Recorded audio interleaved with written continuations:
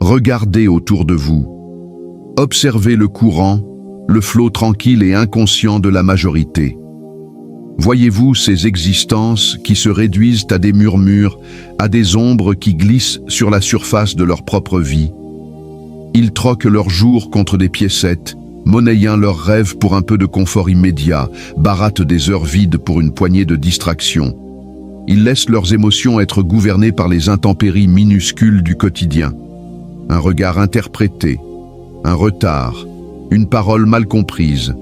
Ils consacrent le feu précieux de leur attention à des conflits stériles, à des débats sur des futilités élevées au rang d'affaires d'État. Leur monde rétréci est un théâtre où des drames de poche se jouent en boucle, mais pas vous. Cette phrase doit résonner en vous comme un gong, un ébranlement dans la moelle de votre être.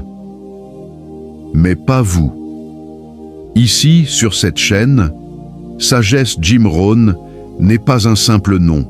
C'est un rappel, un signal d'alarme dans la nuit de la complaisance. C'est l'antidote à la petite vie, car il existe une autre voie, une voie qui ne se contente pas de suivre le sentier battu de la négligence, une voie qui exige de vous de vous occuper avec une intensité farouche des choses qui comptent réellement. Non pas des bruits du monde, mais du silence intérieur d'où jaillissent des décisions.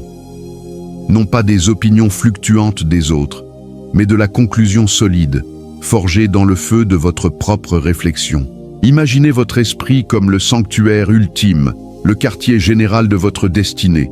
Les autres peuvent vous apporter des données, des conseils, des perspectives. Laissez-les venir, accueillez-les avec gratitude. Écoutez le mentor, l'ami, le livre.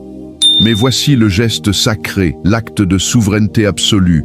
Vous devez ensuite faire passer toutes ces informations dans l'ordinateur central de votre propre raison, de votre intuition, de vos valeurs.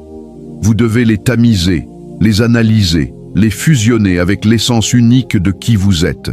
Et alors, l'action qui en découlera ne sera pas un écho, une obéissance.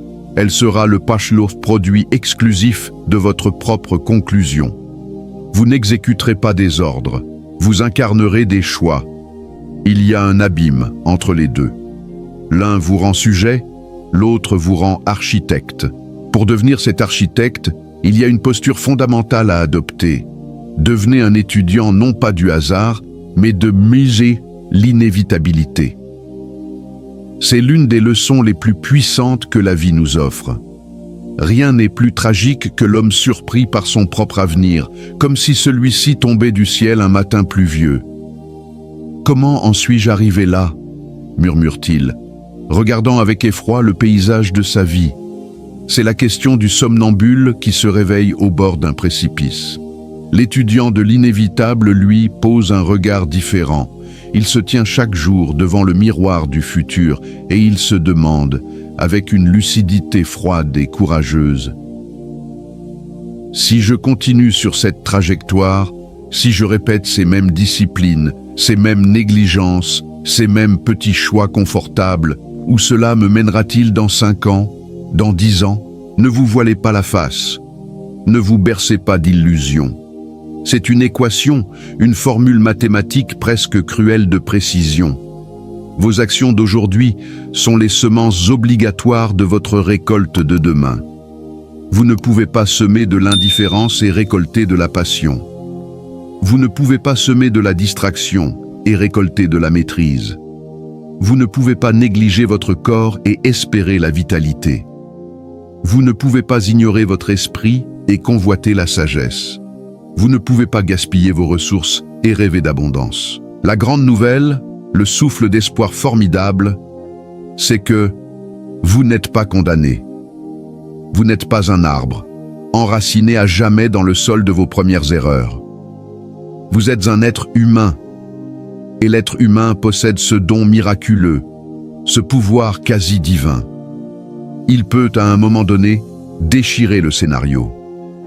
Il peut regarder le manuscrit de sa vie, voir que l'histoire tourne mal, et décider d'en écrire un nouveau chapitre sur des pages totalement neuves.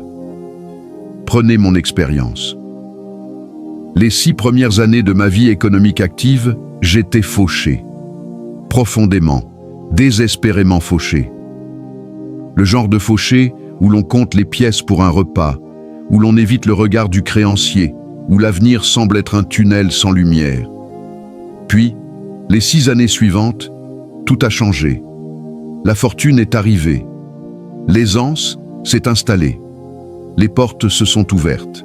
Quelqu'un pourrait objecter: ne devriez-vous pas avoir vécu les 6 dernières années exactement comme les 6 premières? N'est-ce pas la logique? Absolument pas. C'est là le piège de la pensée linéaire et résignée. Vous n'êtes pas obligé de vivre la seconde moitié de votre vie comme la première. Vous avez le droit, et même le devoir, d'utiliser les leçons amères de l'échec. Vous pouvez collecter les conseils comme des pierres précieuses, réparer les fissures de votre raisonnement, adopter une philosophie nouvelle, raffinée, plus puissante. Et alors, les 6 prochaines années peuvent être si radicalement différentes des 6 précédentes qu'elles semblent appartenir à 2 vies distinctes, vécues par 2 hommes différents. Le pivot, le point de bascule, se trouve dans cette question cruciale que je vous implore de vous poser avec une sincérité brutale. Dans 5 ans, vous arriverez quelque part. La question n'est pas si vous arriverez, mais où. Cette destination existe déjà en potentialité. Elle est en train de se dessiner, ligne par ligne, par chacune de vos actions présentes. Et elle prendra une de ces 2 formes, une destination bien conçue ou une destination non conçue. La destination non conçue est le cauchemar de l'homme passif. C'est le lieu où l'on atterrit par défaut, par inertie, par la simple accumulation des négligences. C'est le port où accostent ceux qui ont laissé le vent décider de leur route. Et je vous le promets, avec toute la solennité dont je suis capable, dans 5 ans, vous ne voudrez absolument pas vous retrouver dans ce port-là. Car là, vous pourriez bien vous réveiller en pilotant une voiture qui vous déplaît, en portant des vêtements qui ne vous ressemblent pas, en vivant dans un lieu qui étouffe votre âme, en accomplissant des tâches qui vident votre énergie, en étant peut-être devenu l'ombre de la personne que vous espériez secrètement incarner. Tout cela, simplement parce que vous n'avez pas pris le temps, le courage, de concevoir une meilleure destination. Mon vœu pour vous, l'objectif que je caresse en partageant ces mots, est que dans 5 ans, vous atterrissiez dans un lieu bien conçu. Un lieu de productivité où vos talents s'expriment pleinement. Un lieu de fierté intérieure où le regard que vous portez sur vous-même vous réchauffe le cœur. Un lieu qui vous vaut l'honneur et le respect authentique, non par la peur ou la richesse, mais par la qualité de votre caractère. Un lieu d'influence où votre simple existence, votre exemple, votre parole ont le pouvoir de toucher, d'élever, d'inspirer d'autres personnes d'une manière qui vous est impossible aujourd'hui. Où serez-vous dans 5 ans? Laissez cette question résonner, qu'elle devienne le fond sonore de vos journées. 2. La genèse du changement, où tout commence vraiment. Alors, par où commencer? Si le tableau de votre avenir actuel ne vous convient pas, quelle est la première chose à modifier? La première pierre à déplacer dans l'édifice de votre vie? La réponse est à la fois simple et d'une profondeur vertigineuse. Votre philosophie. Tout commence là. Avant l'action, avant le résultat, il y a la pensée. Avant le succès ou l'échec, il y a la croyance. Votre philosophie personnelle est le système d'exploitation de votre vie. C'est elle qui interprète les événements, qui évalue les opportunités, qui dicte les réactions. Si ce système est obsolète, buggé, limitant, peu importe la puissance de votre matériel, vos talents, votre énergie, vous serez bridé, lent, sujet au plantage. Commencez donc par changer votre état d'esprit. Faites de votre crâne le lieu le plus important de la planète. Investissez-y. Nettoyez-le des idées héritées, des préjugés familiaux, des limitations sociales. Commencez à penser d'une manière nouvelle. Cela ne signifie pas devenir une autre personne, mais devenir une version plus éveillée, plus intentionnelle de vous-même. Comment faire cela? par l'apport massif et délibéré de nouvelles informations. Les idées neuves sont le carburant de la philosophie neuve. Allez à la chasse aux connaissances. Lisez les livres que vous évitiez. Écoutez les personnes qui ont parcouru le chemin que vous convoitez. Assistez à des séminaires. Prenez des notes. Engagez des conversations qui vous tirent vers le haut, qui vous challenge. Rassemblez les pièces du puzzle du succès, de l'épanouissement, de la sagesse. Et au fur et à mesure que vous collectez ces informations, un phénomène merveilleux se produit. Vous commencez à développer un nouveau sens, une nouvelle boussole interne. Vous apprenez à distinguer, avec une clarté croissante, ce qui a de la valeur réelle de ce qui n'en a pas. Vous cessez de courir après les mirages sociaux pour vous concentrer sur les oasis véritables. Vous comprenez que le temps vaut plus que l'argent, que la santé est le capital premier, que les relations de qualité sont un trésor et que la paix intérieure est la réussite ultime. Et je vous fais cette promesse, basée non sur une théorie mais sur l'observation de milliers de vies transformées. Si vous changez votre philosophie, votre vie entière suivra le mouvement. C'est une loi presque physique. Votre santé changera parce que vous comprendrez qu'elle n'est pas un dû, mais un jardin à cultiver chaque jour. Vos relations avec votre famille, vos proches, se transformeront parce que vous y apporterez une présence, une patience, une gratitude nouvelle. Votre capacité à affronter les défis, les tempêtes inévitables de l'existence sera décuplée parce que vous aurez construit un mental plus résilient, plus ancré. Les revenus, les promotions, la reconnaissance professionnelle, elles changeront aussi. Parce qu'un esprit élargi voit plus d'opportunités, prend de meilleures décisions, apporte une valeur supérieure. Tout change si vous changez. C'est l'équation la plus puissante qui soit. À l'inverse, si vous ne changez pas, rien ne changera. Vous pouvez vous asseoir au bord de la rivière de votre vie et souhaiter que le courant inverse son cours. Vous pouvez lever les yeux et prier pour que le vent tourne en votre faveur. Mais à quoi bon ? Nous appelons cela de la naïveté, au mieux, au pire, de la folie douce. Il est temps d'arrêter de simplement souhaiter un vent meilleur. Le vent soufflera comme il l'entend. Les tempêtes viendront, les calmes plats aussi. La clé n'est pas dans la plainte contre les éléments. La clé est dans la sagesse de hisser une meilleure voile, de construire un navire plus solide, d'apprendre à naviguer quel que soit le temps. Utilisez le vent qui souffle, qu'il soit favorable ou contraire, pour vous apprendre, vous renforcer, vous orienter. Un vent contraire peut vous faire trouver un itinéraire plus ingénieux. Une tempête révèle la solidité de votre gouvernail. Cette philosophie, celle du capitaine responsable de son propre bateau, je l'ai adoptée à l'âge de 25 ans. Et elle n'a pas simplement ajusté ma trajectoire, elle a révolutionné chaque parcelle de mon existence, chaque domaine de ma vie. Et voici l'une des découvertes les plus surprenantes que j'ai faites en chemin. C'était facile. J'ai atteint l'aisance financière à 31 ans. Et c'était facile. Avant que vous ne leviez un sourcil sceptique, laissez-moi vous donner ma définition personnelle de la facilité, car c'est un mot piégé, souvent mal compris. Pour moi, facile ne signifie pas sans effort. Cela ne signifie pas être allongé dans un hamac pendant que la richesse tombe du ciel. Ma définition est beaucoup plus pragmatique et libératrice. Être facile, toute chose que je peux faire. Si c'est à ma portée, si j'en ai la capacité physique, mentale, émotionnelle, alors c'est, par définition, facile. Mettons une parenthèse ici, car elle est cruciale. Parenthèse. J'ai travaillé dur, extrêmement dur. J'ai trouvé quelque chose de facile à faire, au sens où je le pouvais, mais j'y ai mis une énergie farouche.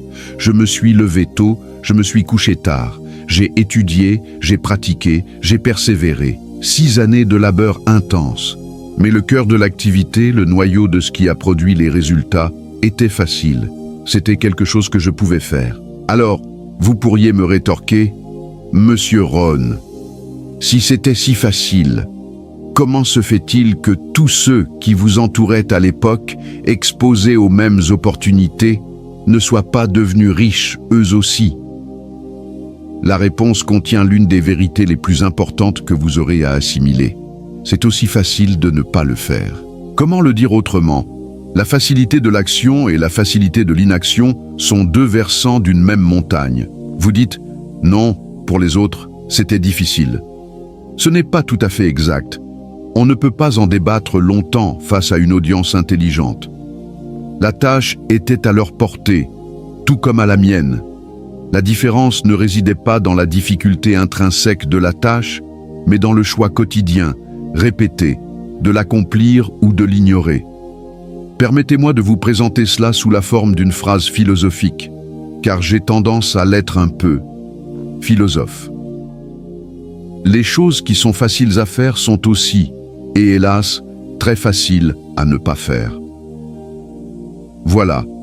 Dans cette simple phrase réside la différence fondamentale, l'abîme entre le succès et l'échec, entre la vie conçue et la vie subie, entre la richesse et la pauvreté, entre la santé et la maladie, entre la croissance et la stagnation. Chaque jour, vous êtes placé devant un choix entre deux facilités. La facilité de faire ce petit effort nécessaire ou la facilité de ne pas le faire. L'une mène quelque part, l'autre vous maintient sur place, avec l'illusion du confort. Je peux donc vous résumer en une seule phrase comment je suis devenu riche à 31 ans. Je n'ai pas négligé de faire les choses faciles que je pouvais faire chaque jour pendant 6 ans. Souligner, encercler, graver ces mots. Je n'ai pas négligé. C'est la clé de voûte. J'avais identifié des actions simples, accessibles, qui, répétées avec constance, menaient inexorablement vers la fortune, et je n'ai pas négligé de les accomplir. Pas un jour, même lorsque la motivation faiblissait, même lorsque la fatigue se faisait sentir, la discipline a pris le relais de l'inspiration. Ceci nous amène à la cause racine de la plupart des frustrations humaines, particulièrement dans un monde d'abondance comme le nôtre. La raison principale pour laquelle vous n'avez pas encore tout ce que vous désirez, plus de santé, plus de liberté financière, plus d'influence, plus de paix, plus de joie, n'est pas la malchance, ni le manque d'opportunités, ni la conjoncture. La raison principale est la négligence. La négligence, ce petit démon tranquille, ce doux tueur de rêves. 3. L'anatomie de la négligence. Comment un rien devient un tout. La négligence est insidieuse, son danger réside dans son apparente innocence. Elle ne frappe pas avec un grand coup, elle chuchote. Elle commence comme une petite infection, un presque rien. Vous savez que vous devriez faire cette promenade pour votre santé, mais il fait un peu froid, vous êtes un peu fatigué. Ce n'est qu'un jour, vous dites-vous. L'infection s'installe. Si vous ne la traitez pas, si vous ne contre-attaquez pas immédiatement par une petite dose de discipline, l'infection devient une maladie. Manquer un jour devient une habitude. L'habitude devient une règle de vie. Et voici le pire. Une négligence en attire une autre. Elles se tiennent par la main. Elles forment une chaîne. Si vous négligez de gérer sagement votre argent, faire un budget, épargner un peu, éviter une dépense impulsive, cette faiblesse dans le domaine financier va probablement contaminer votre rapport au temps. Vous vous direz, si je ne fais pas attention à mon argent, pourquoi ferais-je attention à mon temps? Et vous commencerez à gaspiller vos heures, à les troquer contre des divertissements vides. Si vous négligez votre temps, vous négligerez probablement votre développement personnel. À quoi bon lire un livre si je perds mon temps ailleurs? Vous ne construirez pas votre bibliothèque mentale. Si vous ne construisez pas votre bibliothèque, vous ne tiendrez pas de journal pour clarifier vos pensées. Si vous ne tenez pas de journal, vous ne fixerez pas d'objectif clair. Si vous ne fixez pas d'objectif, vous naviguerez à vue dans vos relations, votre carrière, vos projets. Une chose en entraîne une autre, puis une autre encore. Très vite, la négligence, ce parasite discret, vous prend à la gorge. Elle étrangle vos ambitions. Elle vide votre portefeuille. Elle glace votre cœur d'enthousiasme. Elle vole toutes vos chances d'avoir du pouvoir sur votre vie, de prendre des actions significatives. Elle vous laisse impuissant, spectateur de votre propre dérive. Prenons un exemple concret, universel, votre santé. Disons que votre corps a besoin de mouvement, que marcher 30 minutes par jour serait bénéfique, salvateur même. Vous le savez, la science le crie, votre intuition le murmure, vous devriez le faire. Vous pouvez le faire. Les moyens sont là, une paire de chaussures, une route. Pourtant, vous ne le faites pas. C'est la formule même du désastre futur. Ce n'est pas la marche en soi qui est miraculeuse, c'est le principe ce qu'elle incarne, l'autorespect, la discipline, l'investissement en soi. Lorsque vous négligez ce principe dans un domaine, vous affaiblissez votre résolution dans tous les autres. Laissez cette négligence, et quelques autres du même acabit, s'accumuler silencieusement pendant 6 années. Et le scénario est écrit d'avance. Vous vous réveillerez un matin, pas à 31 ans, peut-être à 41 ou 51 ans, et vous conduirez une voiture qui vous déçoit, symbole de compromis financier. Vous porterez des vêtements qui ne reflètent pas votre vraie nature. Vous habiterez dans un lieu qui n'est pas un foyer pour votre âme. Vous accomplirez des tâches qui vous vident sans vous nourrir. Et le plus tragique, vous serez peut-être devenu une personne que votre jeune moi, plein d'espoir, regarderait avec une tristesse immense. C'est cela, le prix ultime. Tu te contentes de négliger jour après jour. Tu laisses la dérive s'installer, et elle finit par te prendre à la gorge. Elle confisque toutes tes valeurs, le courage, l'intégrité, l'ambition saine.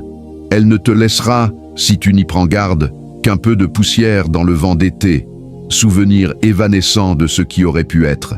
Et cette poussière, bientôt, sera partie, dispersée, oubliée.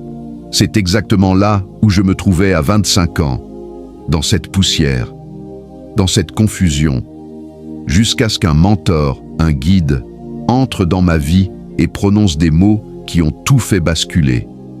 Il a regardé le gâchis potentiel, le chemin de négligence que je traçais, et il m'a dit, avec une franchise qui a d'abord blessé puis libéré, « Monsieur Ron, jusqu'à présent vous avez tout gâché. Voyons si nous ne pouvons pas nettoyer tout cela. » Ces mots ont changé ma destinée, pas seulement mes finances. Tout. L'argent n'a été que la conséquence visible, le thermomètre d'une transformation bien plus profonde. Car lorsque j'ai enfin compris que le levier principal était entre mes mains, que je n'étais pas une victime, mais le principal responsable, toutes les autres valeurs ont afflué. Le respect de soi, la confiance, la paix intérieure, la joie d'agir, la fierté du chemin parcouru. J'ai compris que nous avons tous en nous cette intention magnifique. Une idée nous frappe. Je devrais prendre soin de ma santé. Je devrais apprendre cela. Je devrais réparer cette relation. L'émotion est forte, le désir est pur. Nous avons l'intention de le faire. Nous le sentons profondément. Mais voici le piège mortel de la bonne intention isolée. Si vous ne la traduisez pas rapidement en action concrète, elle s'étiole. Elle diminue. Chaque jour qui passe sans action ronge un peu de sa force. Dans une semaine, elle n'est plus qu'un souvenir vague. Dans un mois, elle est froide, inactive. Dans un an, vous ne vous en souviendrez même plus. Elle est introuvable, perdue dans le brouillard des « j'aurais dû ». L'art sacré de la discipline, capturer l'éclair dans une bouteille. Alors, que faire?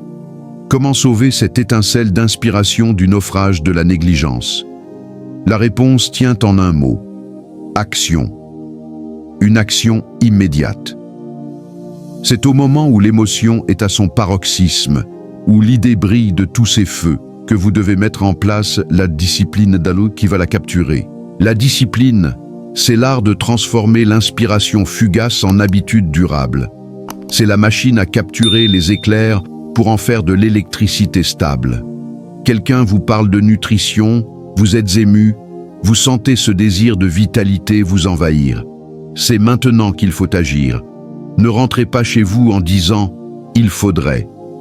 Procurez-vous le livre sur la nutrition avant que l'idée ne passe et que l'émotion ne se refroidisse.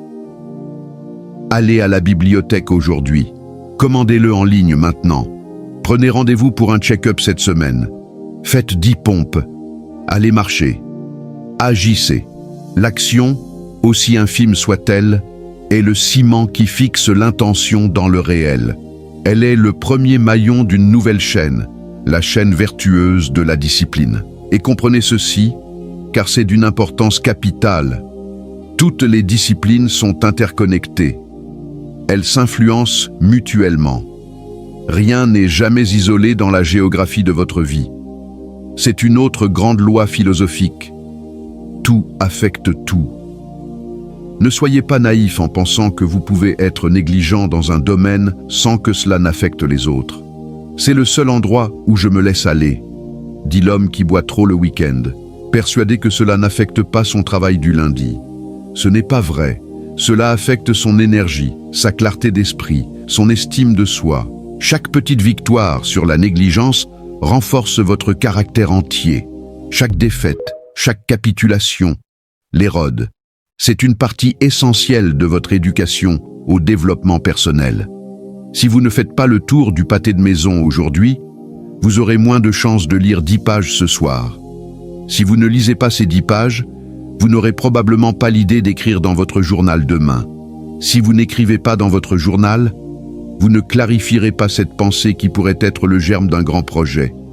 Si vous ne lancez pas ce projet, vous ne développerez pas cette compétence nouvelle. Et ainsi de suite. C'est la spirale descendante de la négligence. Mais voici la merveilleuse nouvelle, le côté positif et lumineux de cette loi d'interconnexion. Chaque nouvelle discipline que vous instaurez affecte favorablement toutes les autres disciplines de votre vie. C'est pourquoi la plus petite action positive est si importante. Elle n'est jamais insignifiante. Lorsque vous commencez à accomplir une petite tâche que vous vous étiez promise, une valeur immédiate vous revient. Un sentiment de fierté, de contrôle, de respect de soi. Cette petite bouffée d'estime est un carburant puissant. Elle vous inspire à passer à l'action suivante. C'est un effet de levier vertueux. Si vous commencez à marcher chaque matin, cette discipline physique va vous donner une énergie mentale qui vous incitera à lire un peu. La lecture va éveiller votre curiosité et vous pousser à noter vos idées. Le fait de noter vos idées va vous donner envie de les partager, de développer une compétence de communication. Cette nouvelle compétence va vous rendre plus confiant dans vos relations professionnelles, etc. Chaque nouvelle discipline alimente et renforce la suivante. Elles se soutiennent mutuellement, formant une armure de plus en plus solide contre les assauts de la négligence. La clé pour inverser la spirale descendante est donc simple dans son principe, même si elle demande du courage dans son exécution. Diminuer les manques, installer du nouveau. Commencez par la discipline la plus simple, la plus évidente, celle qui résonne le plus avec votre philosophie naissante. Dites-vous, je dois, je peux, je vais. Refusez de laisser la négligence s'empiler sur vous comme des couches de poussière. Et vous initierez ainsi un tout nouveau processus de vie. Un processus où vous êtes aux commandes. Un processus de conception active. V. La plus grande récompense. L'estime de soi, trésor intérieur. Cela nous amène à la plus grande valeur de la discipline, sa récompense ultime qui dépasse l'argent, la réussite sociale ou la santé physique, l'estime de soi. Aujourd'hui, beaucoup de gens saignent de l'estime de soi. Ils se sentent indignes, petits, impuissants. Ils cherchent désespérément à la reconstruire par des moyens externes, l'approbation des autres, l'accumulation de biens, la quête de titres. Mais ils ne relient pas cette hémorragie intérieure à son origine, le manque de discipline. Le moindre relâchement, la plus petite négligence, commence à éroder notre psyché, notre âme. L'une des tentations les plus subtiles est de se relâcher un peu. Ce n'est pas grave si je ne fais pas de mon mieux cette fois. Nous pensons que cela n'affectera que le résultat immédiat, une vente perdue, un repas trop copieux. Erreur monumentale. Cela affecte votre conscience. Cela affecte la perception que vous avez de vous-même. Cela entame, de manière infime mais réelle, votre propre philosophie sur ce dont vous êtes capable. Voici le problème fondamental avec la négligence au-delà de ses conséquences pratiques. Elle diminue notre estime de soi. Elle ronge notre confiance, elle sabote notre valeur personnelle. Chaque fois que vous savez ce qu'il faudrait faire et que vous ne le faites pas, vous envoyez un message puissant à votre subconscient. Mes objectifs ne sont pas si importants. Ma parole à moi-même n'a pas de valeur. Je ne suis pas digne de ce meilleur avenir. Comment retrouver l'amour-propre? Comment réparer cette estime fissurée? Je vous le dis, vous n'avez pas besoin de thérapie interminable, de retraite coûteuse ou de 29 étapes compliquées. Tout ce que vous avez à faire, c'est commencer. Commencez la plus petite discipline qui soit en accord avec la nouvelle philosophie que vous êtes en train d'adopter. Je dois prendre soin de moi. Je peux le faire. Je vais le faire. Lorsque vous accomplissez cette petite chose, ranger votre chambre, tenir une promesse insignifiante, finir une tâche que vous repoussiez, vous effectuez un dépôt immédiat et tangible dans le compte bancaire de votre estime de soi. Vous vous regardez dans le miroir et votre reflet vous renvoie l'image de quelqu'un qui a tenu parole, de quelqu'un sur qui l'on peut compter, surtout vous-même. Cette confiance retrouvée est le capital le plus précieux pour entreprendre les actions plus grandes qui suivront. Ne laissez plus la négligence s'empiler. Dans 6 ans, je ne veux pas que vous ayez le scénario désolant de devoir donner des excuses à vos proches, à vous-même, pour expliquer pourquoi vous n'êtes pas là où vous auriez pu être. Je veux que, dans 6 ans, vous soyez en train de célébrer vos progrès, aussi modestes soient-ils au départ. Que vous regardiez en arrière et voyiez une trajectoire ascendante, tracée coup par coup, discipline par discipline. C'est cela la clé. La discipline n'est pas une punition. C'est le prix d'entrée pour la vie que vous méritez. C'est le sculpteur qui transforme le bloc de marbre brut de votre potentiel en une œuvre d'art qui vous ressemble vraiment. Vous avez aujourd'hui un choix. La facilité de faire ou la facilité de ne pas faire. La négligence qui mène au port non conçu ou la discipline qui mène à la destination bien conçue. Le vent souffle. Il souffle pour tout le monde. Certains maudissent ce vent, s'abritent, attendent qu'il change. D'autres, les sages, les architectes de leur vie, regardent ce vent, sourient et se mettent à construire une meilleure voile.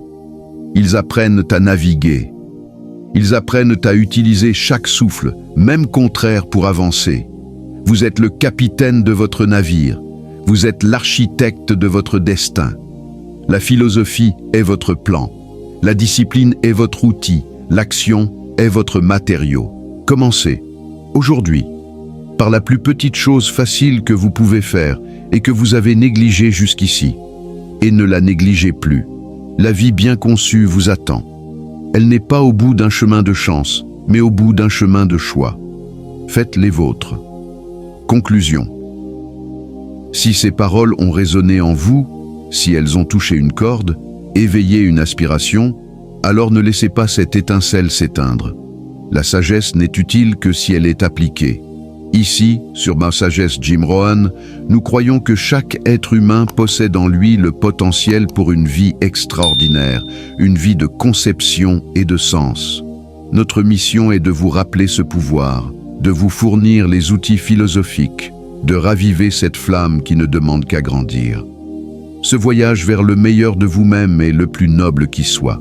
Il mérite d'être partagé, approfondi, célébré chaque jour. Abonne-toi à la chaîne Sagesse, Jim Rohn, pour continuer à recevoir des contenus de sagesse, de motivation et de développement personnel. Rejoignez une communauté de chercheurs, de bâtisseurs, de ceux qui refusent la petite vie pour embrasser la grande aventure de leur propre évolution. Chaque vidéo, chaque partage est une pierre ajoutée à l'édifice de votre philosophie personnelle. Ne naviguez plus seul, prenons le large ensemble. Et souvenez-vous, dans 5 ans, vous serez arrivés. Assurez-vous que ce soit dans un lieu dont vous serez fier, un lieu que vous aurez vous-même délibérément, magnifiquement conçu. Merci de votre écoute. À très vite pour la suite du voyage.